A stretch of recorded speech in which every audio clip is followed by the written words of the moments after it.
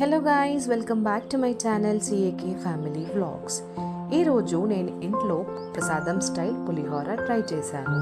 So మీరు కూడా చూసి ఒకసారి ట్రై చేయండి. దీంట్లో మెయిన్ ఇంగ్రీడియంట్స్ ఒకసారి చూసుకోండి, చాలా టేస్టీగా వచ్చింది.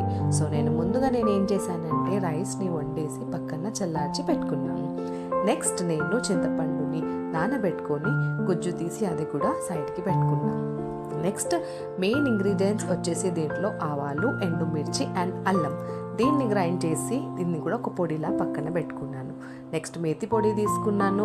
తాలింపుకి శనగపప్పు, మినప్పప్పు, ఇంకా పల్లీలు అండ్ కరివేపాకు, కొత్తిమీర అండ్ పచ్చిమిర్చి. ఇది కూడా పక్కన, ఇంకా బెల్లం మనకి మెయిన్ ఇంగ్రీడియంట్ దీనిలో టేస్ట్కి.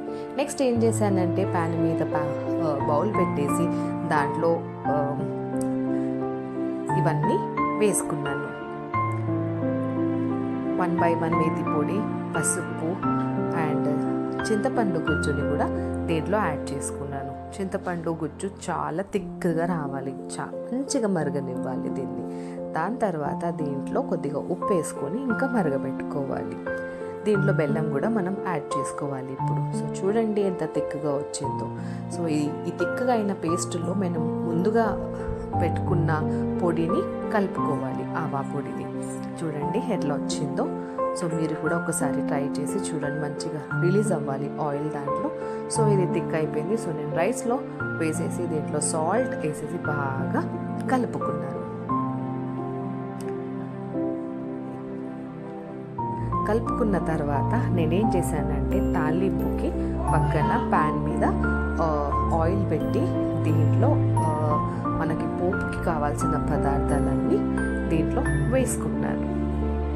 వేసుకున్న తర్వాత దీంట్లో పప్పులన్నీ కూడా వేసుకున్నాను. దీన్ని కొద్దిగా మంచిగా బ్రౌన్గా ఫ్రై అవ్వనివ్వాలి. మెయిన్ తాలింపు ఇదే మనకు కావాల్సింది. 2 times తాలింపు చేస్తే ఎంత బాగుందో తెలుసా.